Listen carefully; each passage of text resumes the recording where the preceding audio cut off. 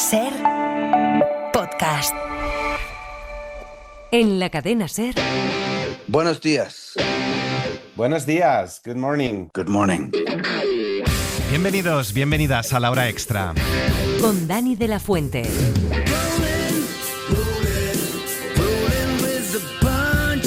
Y con Bryan Adams, ¿qué tal? Muy bien, gracias. Hemos hablado con el rockero, cantante y compositor que está de gira por España. Well, I've been coming to Spain since I was a little boy, and I've discovered it's one of the best places in the world to play concerts. Bueno, llevo viniendo a España desde que era pequeño y descubrí que es uno de los mejores lugares del mundo para dar conciertos. Así que vuelvo mucho y me gustaría hablar mejor español, pero creo que todavía hay esperanza para mí. Of course, I have made a recording with one of the greatest Spanish musicians of all time, Paco de Lucía. Y por supuesto, he hecho una grabación con uno de los mejores músicos españoles de todos los tiempos, Paco de Lucía.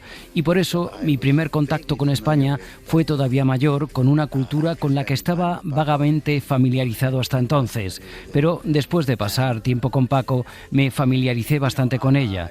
When I grew up as a youngster, I was living in Portugal with my family, and we used to go to Spain. Cuando era pequeño, vivía en Portugal con mi familia y solíamos ir a España. A mi padre le encantaba el flamenco y solía llevarnos a mi hermano y a mí a ver flamenco en Sevilla. Sevilla, and so I have a funny. Tengo un recuerdo divertido de cuando nos pusieron a mi hermano y a mí en la mesa principal del tablao flamenco, con todas las chicas tirando sus vestidos delante de nosotros. Y claro, después de eso, ¿cómo no enamorarse de España? And of course, after that, how could you not be in love with Spain? Bryan Adams celebra 65 años de vida y medio siglo de carrera. Lo hace sin mirar atrás, dice. Aunque sus letras tengan nostalgia, él no. ¿Qué ve cuando mira al verano del 69 a sus 65? Well, I wrote that song when I was 23. Escribí esa canción cuando tenía 23 años. Y lo interesante de esa canción es que cuando salió no fue un éxito. Funcionó bien en Estados Unidos y Canadá. Y luego nada, en ningún lugar. Desde luego no llegó a las listas de éxitos en España, pero ahora no puedes ir a ningún lugar del mundo y no escuchar esa canción. You can't go anywhere in the world and not hear that song. Más de 100 millones de discos vendidos, Adams repasa en esta nueva gira sus grandes éxitos y también presenta canciones de su nuevo disco que sale a finales del verano, Roll with the Punches, el primero que saca con su propio sello discográfico.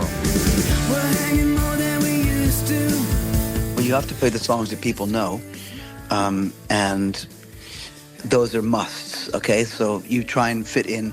Bueno, tienes que tocar las canciones que la gente conoce y esas son imprescindibles, sí. Así que tratas de encajar las canciones que son populares, por supuesto. ¿Por qué otra razón estarías ahí si no? Y también es una buena oportunidad para presentarle a la gente lo que estás haciendo ahora, porque es mi experiencia que a veces, como te acabo de comentar, a veces las canciones, cuando salen, no se convierten en hits instantáneos. La música tarda tiempo en entrar en el repertorio del público. ¿Cuál es la mejor manera de conseguir eso? Bueno, para mí siempre ha sido dar conciertos. Well, for me, it's always been playing concerts. Es un álbum en el que sigue cantándole al amor. Necesitamos un poco más de entendimiento o el amor es más fuerte que el odio. Son dos de las canciones. ¿Le preocupa más el odio en estos tiempos de Donald Trump? I don't think about it. No pienso en ello. And the song Love is Stronger Than Hate. El amor es más fuerte que el odio es una canción que trata sobre un soldado que regresa de la guerra y él o ella siente que ya no es aceptado por su amante. Él o ella se da cuenta de eso, de que es diferente, de que no es el mismo o la misma al volver de la guerra. La guerra ha tenido un impacto en él o ella. So, anyway, to get to your question. De todas formas, para responder a tu pregunta, por supuesto, ¿qué es más fuerte que el amor en el mundo? Nada. Y siempre va a ser así. El amor siempre vencerá al odio. Love will always win over hate. Bryan Adams es el gran compositor de canciones de amor, así que le hemos preguntado si ha cambiado su mirada sobre el amor, si lo ha deconstruido, si ya no es aquel amor romántico que las películas y canciones como las suyas nos vendían en los 80 y 90. No, it doesn't change. Dice que no, que cómo iba a cambiar el amor y que no sigue modas. Escucha música urbana, trap o reggaetón, pero no lo admira ni sabría cómo hacerlo. Toda la entrevista en nuestra web y en tu plataforma de audio favorita.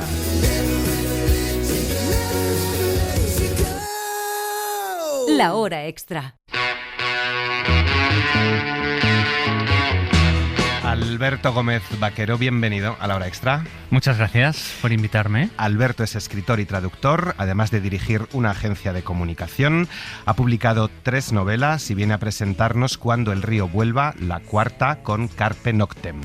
Una Bildungsroman, una novela de iniciación atravesada por lecturas, por libros, por escritores y también por muchas canciones, desde este Satisfaction de los Rolling a Dylan, Lou Reed, David Bowie, Bruce Springsteen, Guns N' Roses, Metallica, Bon Jovi, los Red Hot Chili Peppers, Gabinete Caligari, Radio Futura, Rosendo, Burning o Alarma. ¿Es esta la banda sonora de tu vida?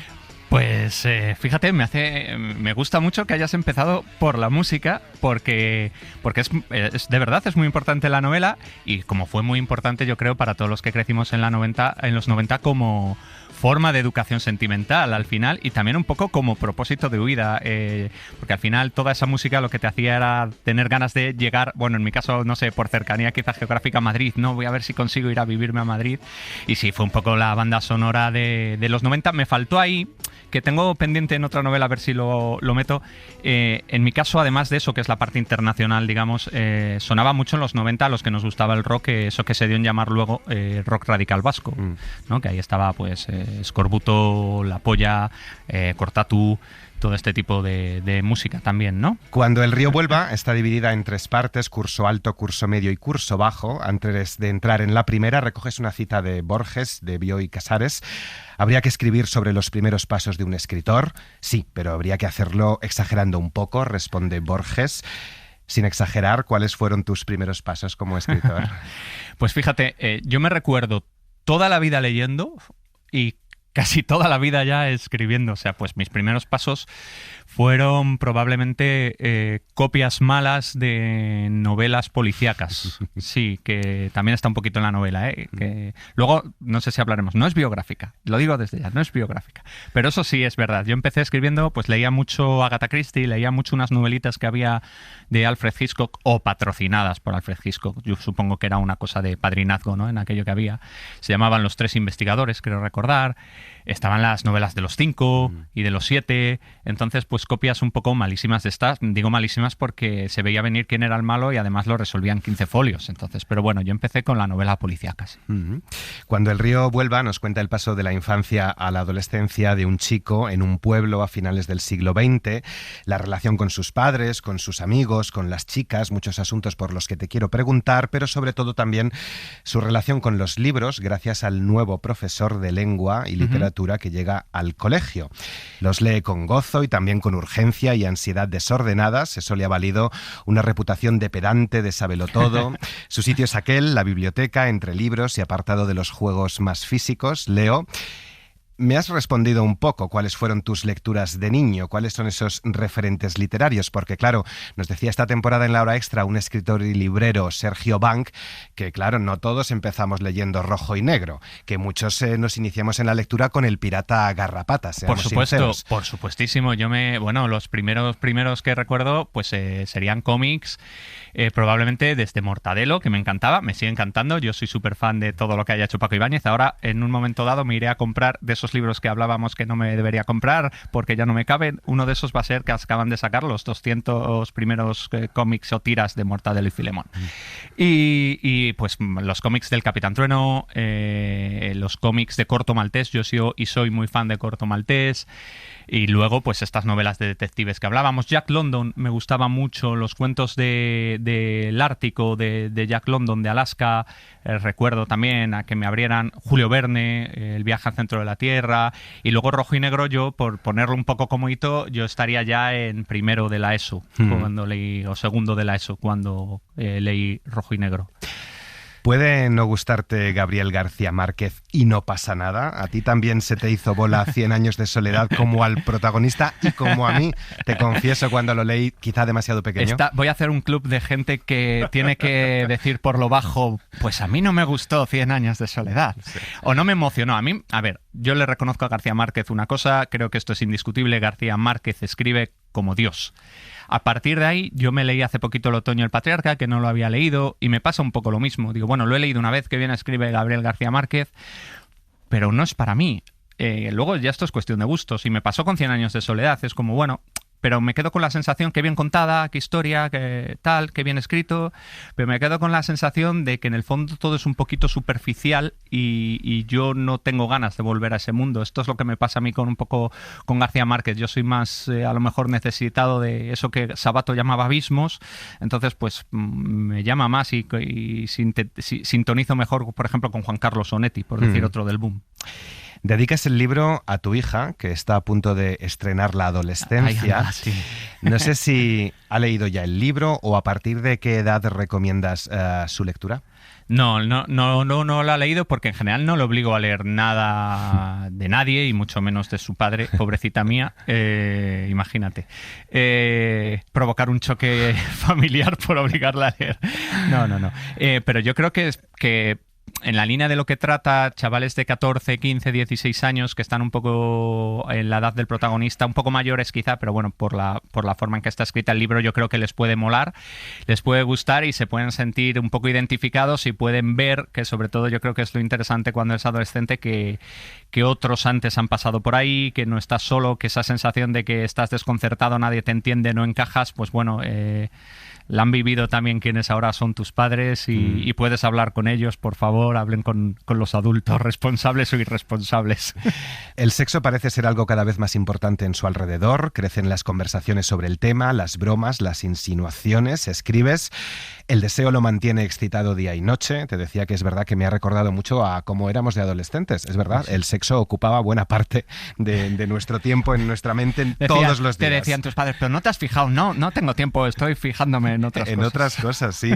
¿Cómo ha cambiado la infancia y la adolescencia desde los tiempos de este protagonista, hace 30 o 40 años, a los de hoy, que también los jóvenes siguen pensando mucho en el sexo, pero su primer contacto con el sexo llega precisamente a través de los teléfonos móviles y a edades muy tempranas? Claro, ha cambiado muchísimo. Porque nosotros hemos pasado de una generación que era la nuestra, que no tenía mucha información, que tenía que ir con las antenas súper abiertas, cogiendo aquí y allá lo que podía coger, para luego hacer un puzzle en su cabeza que no se parecía nada en la realidad, pero que tú creías que sí.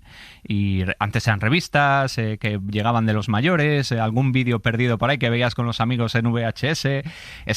Incluso el porno era súper naif para lo que hay ahora.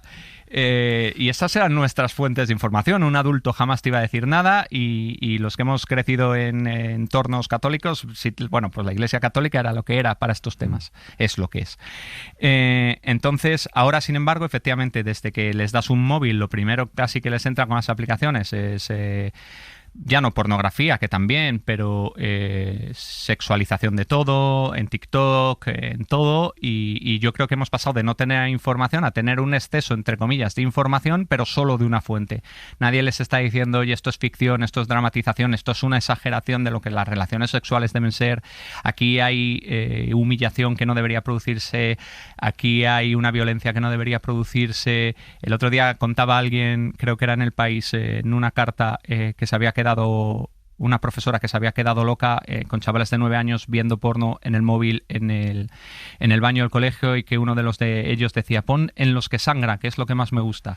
O sea, claro, hemos llegado a estos niveles en que o alguien les explica a estos chicos que todo esto no es real y que las relaciones sexuales tienen que tener un punto de afectividad. Yo ya no me quiero poner moñas, pero bueno, ya ni siquiera digo afectividad, un poco de empatía con la otra persona que participa o las otras personas que participan, o se nos va de las manos, ¿no? Y hemos pasado eso. Bueno, nosotros no sabíamos nada y éramos unos panolis porque era así y todos nos lo teníamos que imaginar, a un exceso de imágenes y de información, pero que no sabemos, que crea incluso adicciones y que crea problemas luego para relacionarte sexual y afectivamente con las otras personas. Total.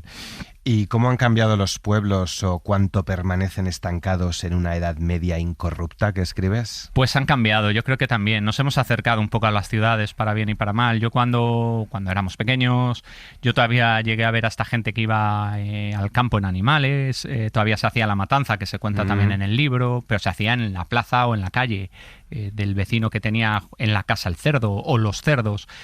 Había gallinas en las casas, los animales están muy presentes, esto es algo que se ha perdido. Los animales ahora solo están presentes prácticamente el que caza o como animal de compañía, pero no hay esta vivencia con los animales. El que tenía una cabrita en casa ya no la tiene, tal. Todo esto ha cambiado, nos hemos vuelto, ha habido un montón de profesiones que han desaparecido. Yo conocí gente que se dedicaba todavía a hacer cestos de mimbre. Todo esto pues se ha ido perdiendo, nos hemos tecnificado en los pueblos. Yo digo nos hemos porque bueno, yo sigo manteniendo mucho contacto con mi pueblo.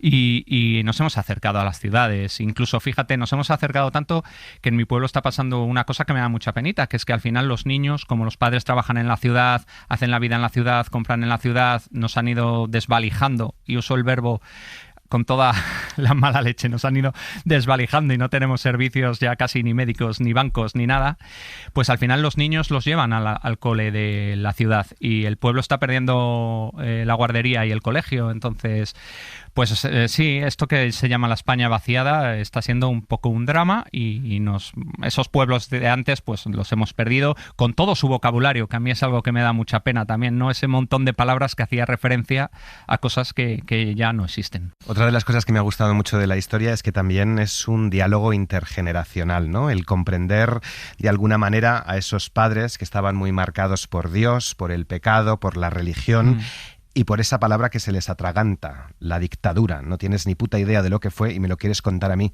que lo he vivido, le dice su padre. Sí. Claro, eso me lo decían a mí también. Mi padre, a quien adoro, pero eso lo decía mucho mi padre. Me lo vas a contar a mí que estuve allí. Bueno, pues a lo mejor sí se lo podíamos contar, porque claro, ellos habían vivido un régimen en el que no les llegaba información, en el que, bueno, se dieran cuenta o no, vivían sojuzgados, en el que lo que ocurre es que tú puedes empatizar, porque me refiero a ellos con el régimen, porque si ese régimen te da empleo, si vienes de una familia muy pobre, resulta que mejoras socialmente, si tienes seguridad, si de repente tu rol, en el caso de los padres, tu rol masculino conlleva una serie de privilegios que socialmente están bien vistos y de tal, pues al final dices, que no me muevan mucho, esto que Virginia Woolf llamaba que no me inclinen la torre, ¿no? Que me quede aquí.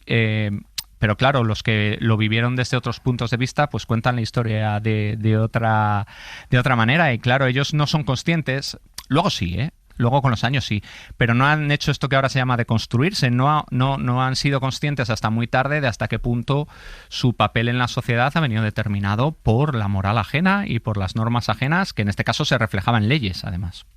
En la segunda parte recoges una cita de Abelardo Castillo sobre beber, sobre el alcoholismo. No sé por qué has querido reflexionar sobre la adicción al alcohol y también al tabaco, pero sobre todo al alcohol de este profesor y del chaval. Porque el alcohol estaba muy presente. Fíjate, mi abuelo me llevaba con 4 años, yo tenía 4 o 5 años, me llevaba a la bodega allí en el pueblo.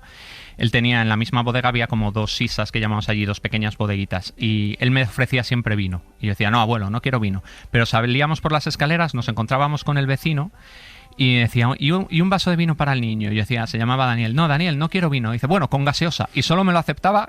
O sea, solo aceptaba que lo bebiera con gaseosa, pero me lo tenía que beber con 4 años.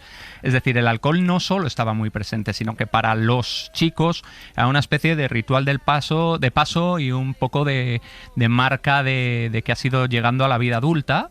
Y bueno, ya bebe, ya fuma, ya le sale pelo en el pecho, ya es un varón como Dios manda, ¿no? Entonces el alcohol no estaba mal visto, y incluso había medicinas basadas en vino para los niños, el famoso vino la quina.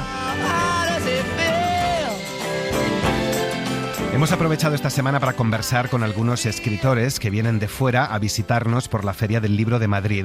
Una de ellas es Rebecca Solnit, la escritora que mejor ha contado lo que es el mansplaining. Lo hizo en Los hombres me explican cosas. Ahora regresa con El camino inesperado, editado por Lumen, un libro en el que recopila y contextualiza artículos y ensayos escritos durante algunos momentos clave del siglo XXI. El inicio de la pandemia, el auge del movimiento climático o el estallido del Me Too. One of the things things that capitalism and consumerism does is it tells us that abundance consists only of money, material goods, the things we might have in private. ¿Sabes? Una de las cosas que hacen el capitalismo y el consumismo es decirnos que la abundancia consiste solo en dinero, bienes materiales, las cosas que podríamos tener en privado. Vivimos en un mundo en el que, de hecho, la gran mayoría de las personas de la Tierra, particularmente en el sur global, son extremadamente pobres. Por lo tanto, la pretensión de que ahora vivimos en una era de abundancia y tenemos que sacrificarla por el clima es simplemente falsa. Al mismo tiempo, creo que incluso aquellos de nosotros que somos ricos en el norte global sufrimos cualquier otro tipo de pobreza. Sufrimos de falta de tiempo, porque estamos demasiado ocupados, trabajamos demasiado, falta de conexión humana. Internet, en particular, ha ayudado a las personas a aislarse y a no tener tiempo. Una pobreza de confianza y esperanza sobre el futuro, en esa falta de ese tiempo, ese ajetreo, esa distracción, viene por la falta de la amistad, la relación con la naturaleza, el tiempo para ser creativos o espirituales, para encontrar nuestro ser más profundo, para participar más y, ya sabes, en cierto sentido, mantener a todos ocupados es una forma maravillosa de sabotear la democracia. El cambio climático es la gran batalla en la que está centrada Solnit en este momento, sin dejar atrás el feminismo, la lucha por la igualdad de las mujeres y personas LGTBIQ+.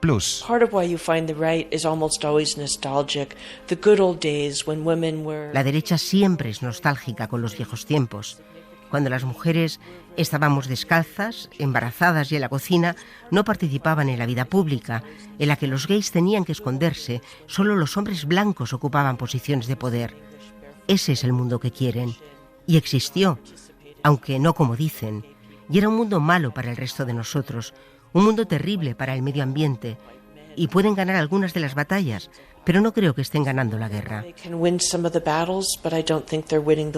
La escritora y también periodista es muy crítica con unos medios de comunicación y unas redes sociales. Dice que desinforman y manipulan con una agenda al servicio de la derecha. Y lo aterrador de la derecha es que tienen historias que son poderosas, a menudo porque son muy simples, y la mayoría de sus historias son mentiras, y mentiras odiosas, mentiras destructivas.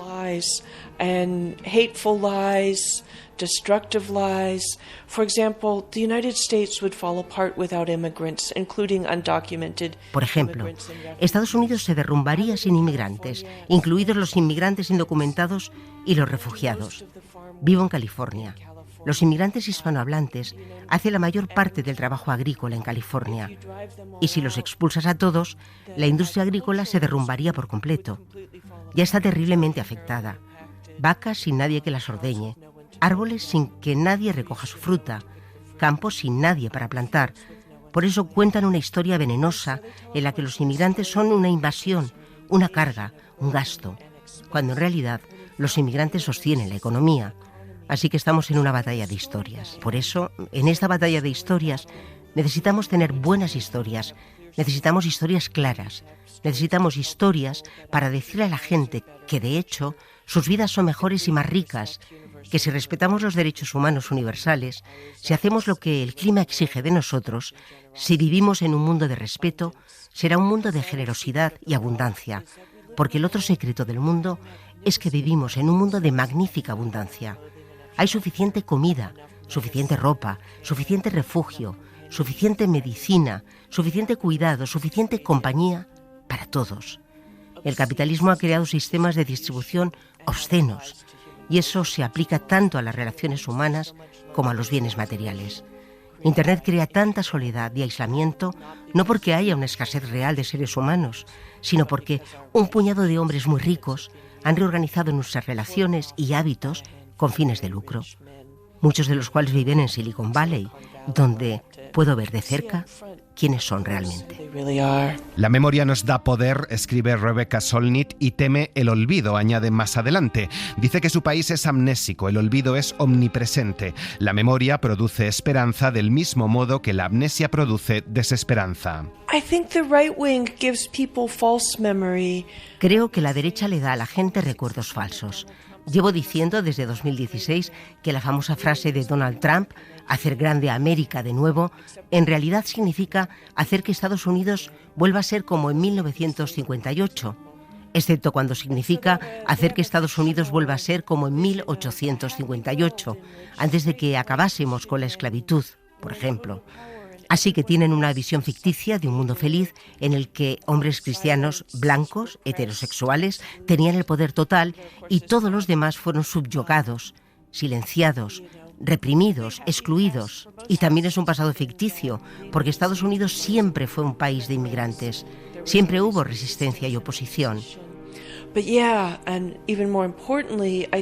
Pero sí, lo más importante es que creo que la desesperación proviene en parte de la amnesia. No podemos conocer el futuro, pero sí conocemos el pasado histórico, incluso el pasado de nuestras propias vidas. Incluso si somos jóvenes, hemos vivido hechos impactantes, imprevistos e impredecibles que no hubiéramos imaginado 1 o 5 años antes de que sucedieran. No hubiéramos creído que sucederían. Y una de las grandes influencias para mí fue la caída del muro de Berlín y la liberación, mediante la organización no violenta, de los países del bloque del Este en 1989 y luego el fin de la Unión Soviética. Y crecí pensando que la Unión Soviética y la Guerra Fría serían para siempre. El matrimonio igualitario, los avances para las mujeres o el cambio en la conciencia ambiental son otros ejemplos. También el levantamiento zapatista de 1994 y el aumento del poder, la presencia y la recuperación de la tierra, de los derechos, del idioma, los ritos y la visibilidad indígenas en las Américas. Creo que no somos conscientes ni se ha reconocido la profunda influencia de los pueblos indígenas hoy sobre nosotros, los no indígenas, en la forma en que pensamos sobre la naturaleza y la historia de las Américas, por ejemplo. Así que sí, creo que la memoria es un superpoder.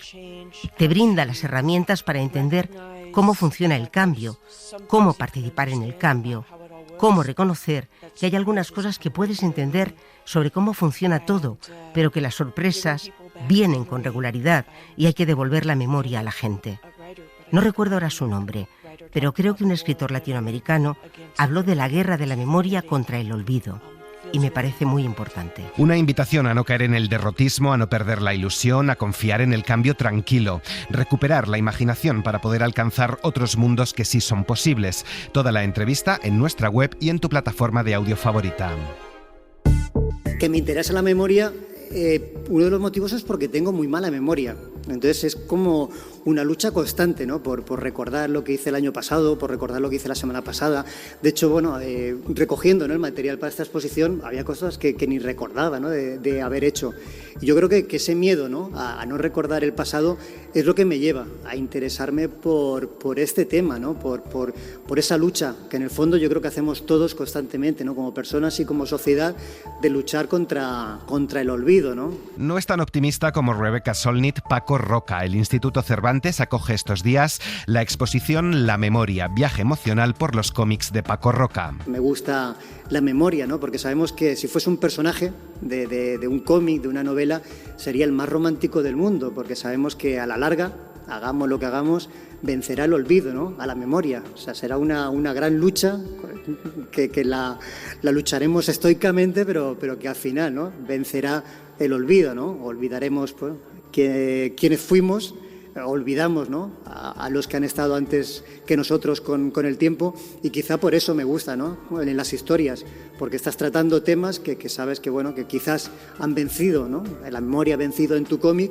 pero que con el tiempo, pues bueno, la historia continuará y el olvido acabará venciendo. La muestra traza un recorrido por los títulos más emblemáticos de Paco Roca, desde Arrugas, ese cómic sobre Alzheimer que nos emocionó y se convirtió en película, a obras en las que el uso de la memoria ha sido más político, como Los surcos del azar, donde homenajeó a la 9, esa columna antifascista española que luchó contra los nazis en París, o El abismo del olvido, sobre las fosas comunes de los crímenes franquistas en Paterna. Creo que se consigue, ¿no?, con esas imágenes, algo que me parece muy importante, ¿no?, que muchos lectores, ¿no?, que nos han contado en firmas y demás, que no tenían una idea muy clara sobre esto de la memoria, ¿no? Que siempre habían pensado que la memoria histórica era un rollo esto de los políticos que se habían montado y demás, pero que leyendo el cómic, que ahí sí que estaban a favor, ¿no? O sea, de la memoria histórica no, pero de que Pepica Zelda, por ejemplo, la protagonista del Abismo del Olvido, recupere los huesos de su padre, que con eso sí que están a favor. Y dices, bueno, es que esto es la memoria histórica, va de esto, o sea, olvídate de todo el ruido político y demás, o sea, va realmente de humanidad, ¿no?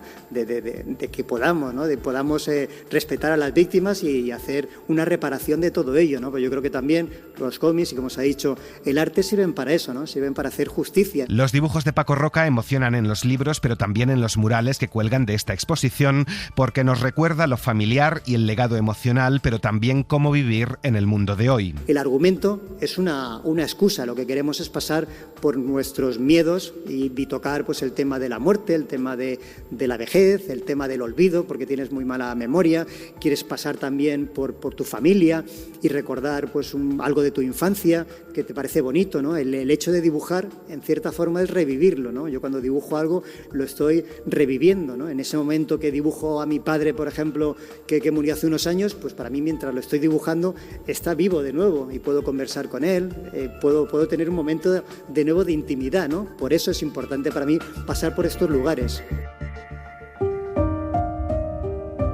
También ha pasado por la feria Garth Greenwell, premiado escritor estadounidense, que nos ha presentado Lluvia Pequeña con Random House. Su protagonista es un poeta que tiene que ser ingresado en un hospital por una condición grave en la aorta. Es un viaje a los límites del dolor, de la vida y de la muerte, de los confines de la experiencia humana, donde el arte, la memoria, la música y los cuidados son un bálsamo. Con él ha conversado Pepa Blanes. Lluvia Pequeña tenía una premisa corta, la de un hombre, profesor universitario, que ingresa en la UCI de un hospital de Iowa, en Estados Unidos. Tiene una brecha en la aorta y va a tener que estar unas semanas allí encerrado. El narrador de mi novela es un hombre con 40 y pico años que nunca ha tenido un problema grave de salud. Entonces él nunca había pensado de verdad en el hecho de que sí va a morir. Y es eso. Es el reconocimiento de la muerte que de verdad le restituye la vida. El escritor Garth Greenwell utiliza una experiencia personal, la que pasó en una UCI, para explorar los límites del lenguaje, del dolor físico y del cuerpo humano en una historia que nos lleva por dos grandes temas, el miedo a la muerte y el amor. Si la pregunta que explora la novela es ¿de dónde viene el valor de una vida? La respuesta de verdad es que el valor de la vida viene de la muerte. Y es el hecho de que vamos a morir. Y no importa quién eres, o qué haces, o cuánto dinero tienes, vas a morir. Una vida pequeña, anodina, la de un hombre normal, sumido en una enfermedad, lo que le pone delante el miedo al dolor y a morir. Es lo mismo que le pasa al personaje de Sergi López en la película Sirat, que como esta novela ya se ha estrenado esta semana. Ambos personajes aprenden a entender cómo dar sentido a su vida. Bueno, como una persona sin religión, sin como una gran teoría de la vida, lo que sí da valor o llena la vida con valor, bueno, hay dos cosas.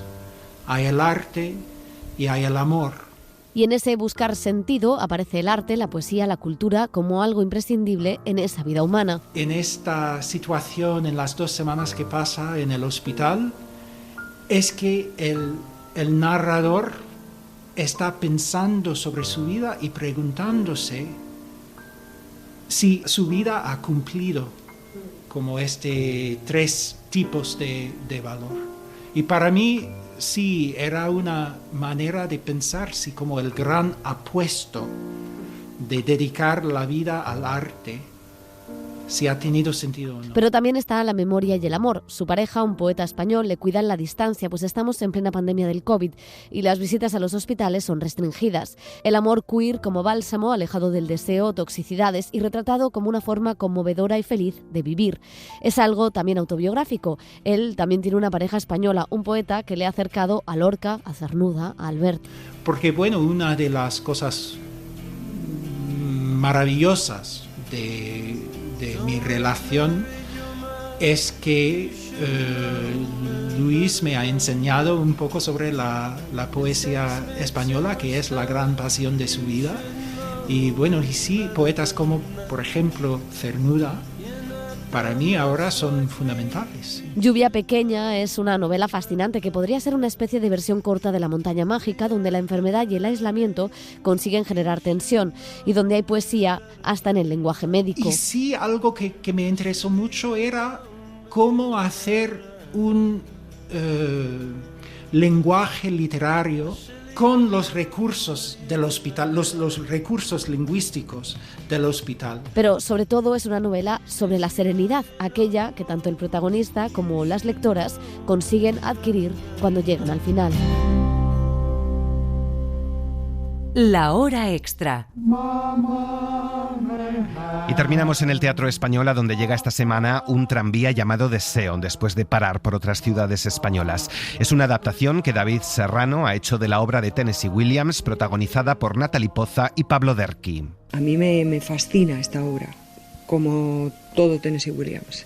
Me conmueve profundamente y nuestra propuesta es ser lo más fieles posibles a ese libreto, pero nos ocupamos de lo que nos teníamos que ocupar, que es de traducir este texto, y evidentemente desde el año en el que estamos, los actores que somos, con la experiencia vital que tenemos en el mundo en el que vivimos, en España, y diciendo un texto que al ponerlo en pie y al moverlo y al integrarlo en todo nuestro ser, pues va sacando otra visión. Es inevitable, ¿no?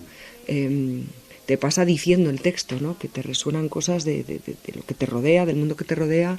Yo conocí esta obra con 20 y pico años en la escuela y evidentemente ni por asomo lo hubiera abordado como la abordo ahora con 53 años, y lo que me ha pasado en la vida, y como actriz también, pero sobre todo como mujer. Entonces yo creo que todo eso está servido en la versión, ¿no? Lo que sí que es inamovible es que los mismos asuntos y el material del que hablamos sigue siendo el mismo. Nos sigue doliendo la ausencia de compasión, seguimos discutiendo por la violencia de género, de dónde viene, por qué esa herida, de dónde le viene a Stanley, qué pasa con el deseo, qué significa realmente el deseo, por qué Blanche confunde el amor con la desgracia, que es algo que yo con 20 tampoco hubiera entendido y ahora lo entiendo muy bien.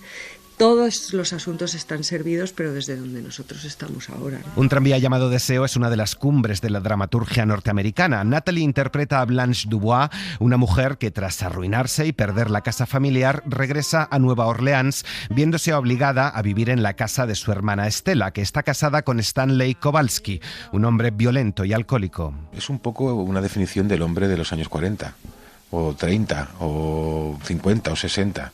O sea, estoy siendo muy genérico, pero la masculinidad estaba entendida un poco de esa manera. O sea, viéndolo con perspectiva, el hombre era un poco así. Entonces, tenía que actuar de esa manera. Y es un personaje que tiene muchos claroscuros. A mí lo que me gusta, como todos los personajes, es buscarle las motivaciones, lógicamente, y buscarle las grietas. Las grietas te hacen ver la luz, ¿no? Son las que... No, eso también lo dice, ¿no? En el texto, ¿no? Una roca, una grieta en la roca del mundo. Donde poder esconderse. Donde puede esconderse. Pues buscar en las grietas al personaje es interesante. En el caso de Stanley, sí es cierto que es rudo, es una persona con pocas luces, no tiene estudios, un hombre hecho a sí mismo, ex militar también, trabaja en una fábrica, hijo de inmigrantes polacos, en el momento de expansión del capitalismo después de la Segunda Guerra Mundial, un hombre hecho a sí mismo. Bueno, y se encuentra con su cuñada, que de pronto es lo contrario, profesora de literatura, que viene de un mundo en el que vivía en una casa con sus padres terratenientes, servicio, en el sur de Estados Unidos, una época que ha desaparecido, y este tipo de personas se encuentra con el paradigma del capitalismo, que no acepta la fragilidad, no la sabe leer, porque no funciona en la nueva frase del mundo, no juega, entonces la tiene que aniquilar, son antagónicos, y ella, cuando le ve también, pues por su manera de ser, también juega con él de alguna manera. Y él lo que se siente es a veces herido. Quiero pensar que tiene un gran sentimiento de inferioridad en ese sentido. La pasión que surge entre ambos desemboca en una tragedia que evidencia la diferencia entre realidad y delirio. Es quizá la obra más autobiográfica del dramaturgo. Tennessee Williams elige, porque él mismo se veía en esos dos polos, tanto en la violencia de Kowalski como en la fragilidad de Blanche, y decide llevar su obra hacia, de hecho barajó muchos títulos, pero se queda con ese tranvía llamado Deseo y decide acabar trágicamente con el ser más frágil. Y yo creo que es una apuesta visionaria que retrata al ser humano en su esencia, y es que aquí la fragilidad no sobrevive. Por eso me parece hermoso recuperar siempre este tipo de textos donde se vuelve a revisar la ausencia de compasión, la ausencia de empatía y la indefensión y la desdicha, ¿no?, que siguen sin voz. Es que ese final no está tan lejos de nadie. Yo creo que todos nos agarramos a ser un Kowalski de la vida y aquí hay que sobrevivir como se pueda, pero ella nos pone delante a un ser muy fracturado que reivindica la fantasía como lo único con lo que se puede sobrevivir, ¿no?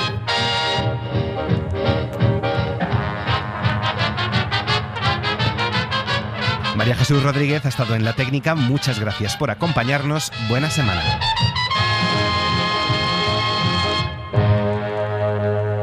Para no perderte ningún episodio, síguenos en la aplicación o la web de la SER, Podium Podcast o tu plataforma de audio favorita.